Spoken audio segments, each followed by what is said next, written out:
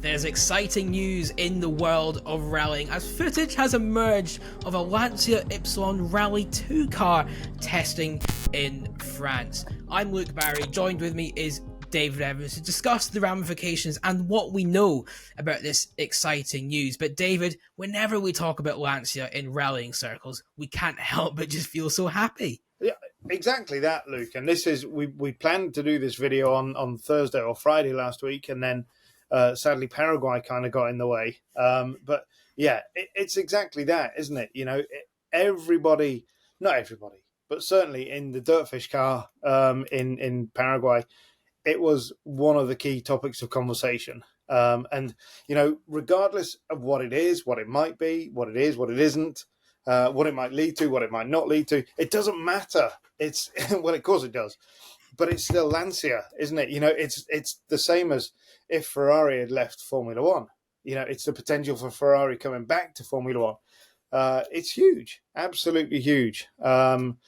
It's kind of bizarre, isn't it? You know, you look at this Stellantis group now, and they've got Peugeot, Opel, Citroën, Lancia. You know, all of the incredible kind of marks from the days gone by, and I suppose Citroën still are. They're all there. They're in this one stable. And yeah, sorry, Luke, I've rambled on immediately. We should get back to what we actually know, or what we think we know. Well, I think it's important at this point just to remind everybody as well that Lancia, of course, has already returned to rallying. They do have a Rally 4 car, which was homologated for 2025, and that's had reasonable success over the continent of Europe. Recently took, actually, its first victory in the Rally 4 class in the Junior European Rally Championship at Barron Rally's Lynn, thanks to Irish driver Craig Rahill. So basically, that car is essentially a 208 and of course a Rally 4. The underpinnings are very, very similar. And that, we understand, is a theme with what you've all seen doing the testing. That is effectively a C3 Rally 2 underneath, obviously dressed up as an Ypsilon. What else do we know so far, David? Well, we know it tested in France. We know Johan Bonato's driven it. And exactly what you said there, Luke. It's pretty easy for Stellantis to remodel and rebadge these things. You know, once they've got a car such as the C3 Rally 2, they can put whatever body they want onto it. It's literally just bolting four corners on, engine, transmission, Bob's your uncle, and away you go. And that's what they've done here. There's lots that's quite curious about this. Firstly, we do expect this car to be homologated January the 1st, 2026, from what we're told. There's lots of speculation in the Italian media. We've obviously contacted Lancia, Stellantis, the wider Stellantis Motorsport Group. We've heard nothing officially, but what we do know is Eugenio Franzetti has talked. He's Lancia's sporting director.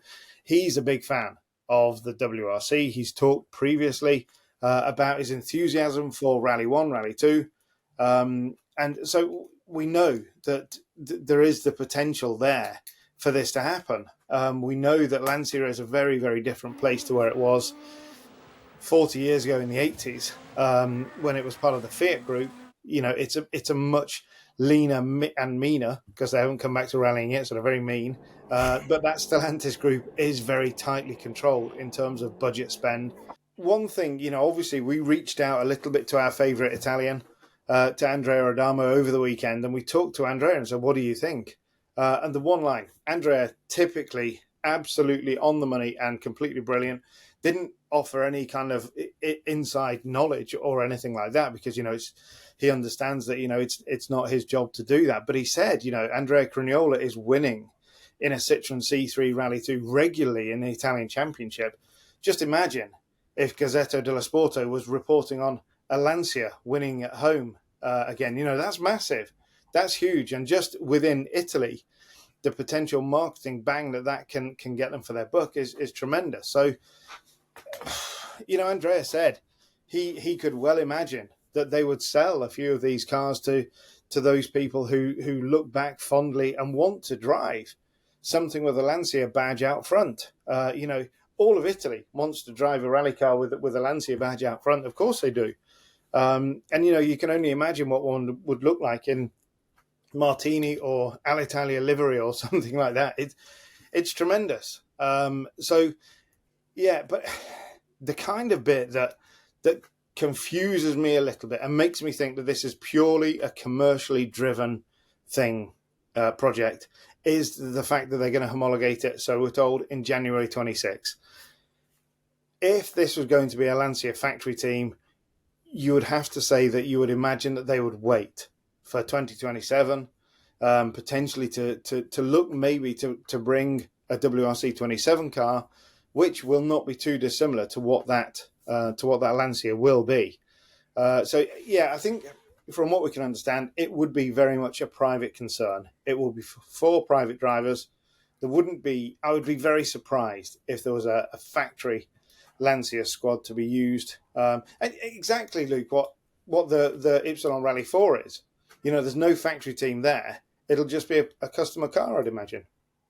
Yeah, it's worth saying as well that Stellantis Group does have some drivers on its payroll. You mentioned there that Johan Bonato has tested the car. He is a Stellantis driver. We see the same thing with Johan Rossell in WRC2 as well, but they are run by private teams. Johan Rossell is not driving for Citroen Racing, he's driving for PH Sports. So yeah, it would be interesting to see what would happen, but I agree, have to be said, with this understanding that it's for 2026, that's the really interesting thing, because it does seem an odd time at face value to try and homologate a Rally 2 car, because, as you said, the WRC's regulations are changing, and quite significantly for 2027. They're going to be far more in line with what we currently have now as a Rally 2 car. So, yeah, it is intriguing at face value to bring this car out a year before it all changes, because we don't know what the future of Rally 2 is going to be. At some point, they're going to have to address that, those regulations. And the FIA said that already. They're going to look at the whole rally pyramid as well. It's not just that top class. So that's the interesting thing. But the big question we're all wanting to know, and this is speculative because we don't really know at this point, but could you see Lancia coming back to the very top of rallying? Do you think that is their eventual end goal with all these projects? Yeah, I don't know Franzetti at all. But you would say maybe the Rally 4 was a toe in the water. Maybe this is 2 or 3 toes in the water, and maybe they're going to get their feet wet soon. Who knows? Intriguingly, we spent some time, obviously, with President Mohammed bin Sulayem in Paraguay. And one of the meetings that we saw him taking was with Didier Clement from Stellantis and Michael Hrabanek from Skoda. So clearly, we know that Stellantis is talking to the FAA about the future. We know from what Mohammed bin Sulayem's told us, he's talking to them. He wants Stellantis Group in some form at the very top of the World Rally Championship. So these pieces are beginning to build. I think the crucial thing here is that we don't get carried away. And, like you said, at the top of the piece here, that as soon as people see a Lancia on YouTube, anywhere, immediately you're thinking back to the mid-'80s or the 70s or whatever.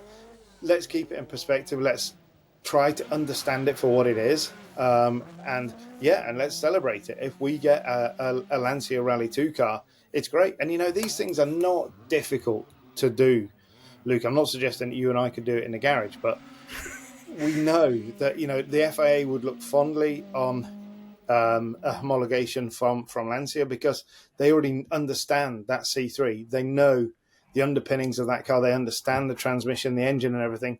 A lot of the paperwork would be very, very similar. It would be a copy and paste. So it's not going to be a great stress for them to get it across the line in terms of the governing body's homologation. So yeah, Monte Carlo next year, we could see a Lancia chasing victory in WRC2. God, imagine that. Now I'm getting myself excited. I can't help it now. Good Lord. It is an extremely tantalizing project as bring well. Bring back Biasion. It's not too late. Biasion, Mickey, bring him back. Even Marco Alain.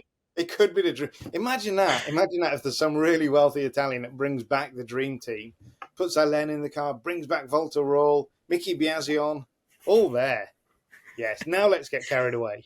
That's the extreme level of carried away, isn't it? But this is the thing, as we said at the top of this, Lancia does this. And what we do know is this car is very real. What happens next? Well, make sure you are subscribed to the YouTube channel and paying attention to dirtfish.com for all of the latest updates on this. And to get even further, some more analysis on it, some more opinions on it, join Club DirtFish as well. The details will be in the description of this video. But for now, from us, we're excited, but we're going to have to leave you.